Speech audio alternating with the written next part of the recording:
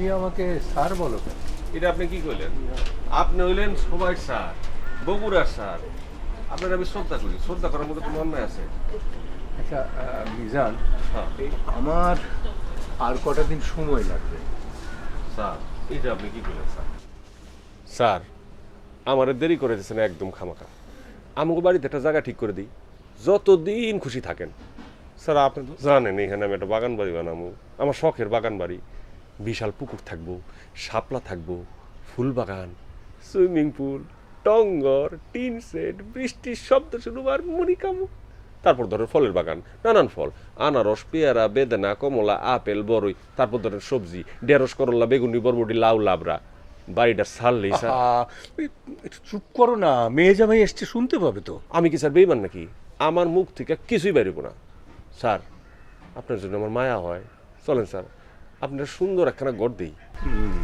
তা আমি বলছিলাম কি, ও মানুর মার হয়তো শরীর টরীর খারাপ হয়েছে, আমি ম্যানেজ করে নিতে পারবো। মানুষ মানে না, কালকে আপনি কাম থেকে বিদায় করে দিলেন। আস্তে কথা বলো। সরি। এত করে মানুষ মাকে বললাম আব্বা একা থাকে, প্রতিদিন কাজে আসবা। ওই দু একদিনের ব্যাপার তো, ওটা আমিই করতে পারবো। আমি থাকতে তুমি করবা কেন? যাও হাত মুখ ধুয়ে আসো। মিজান ভাই আপনি বসেন, আপনারা চা দেই। না না, আমি চা খাবো না। জামাই বাবা আসছে, তারা ঠিক মতো খাওয়া, সে দুর্বল হয়ে গেছে। সৌদি যাবেন কবে?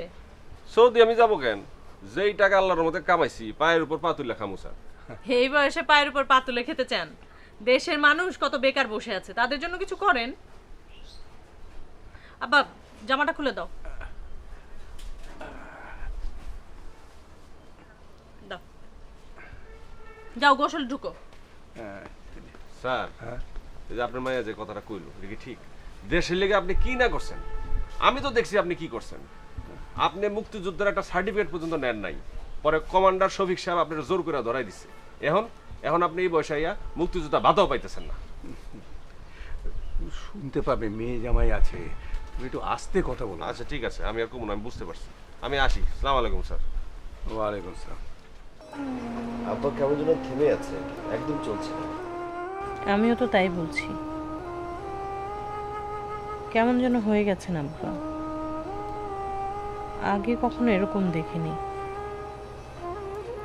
কখনো প্রাণ শক্তি হারাননি আব্বা। এখন কেমন যেন নিস্তেজ মনে হচ্ছে। আমার তো মনে হয় একা থাকতে থাকতে এরকম হয়েছে।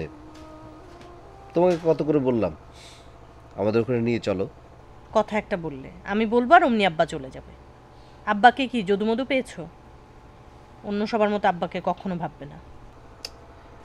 আরে বাবা, আব্বাকে দু একদিনের জন্য বেড়াতে নিয়ে যাবার কথা বলো। আপার কথাই শুনলো না, আর আমি দেখি কাল একবার বলে দেব।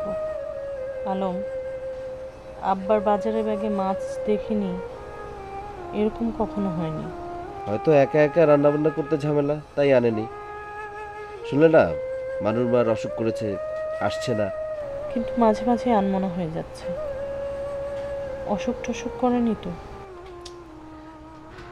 শোনো, কিছু মনে না করলে একটা কথা বলি। বাজে কথা বলবে না, তুমি তো আবার মুরব্বীদের নিয়ে বাজে কথা বলায় ওস্তাদ। আচ্ছা, বাজে বলবো না, হালকা পাতলা একটু। হালকা পাতলা হলে বলো। না মানে আব্বার কি আম্মার কথা মনে পড়ছে? পড়তেই পারে, 40 বছর একসাথে সংসার করেছে, মনে পড়াটা কি অন্যায়? না, অন্যায়ের কথা বলছি না তো। মানে আব্বার কি আম্মার কথা, মানে অন্য কিছু মনে পড়ছে না তো? কি বলতে চাচ্ছ তুমি? আব্বা কি বিয়ে করতে চাইছেন বলতে চাচ্ছ?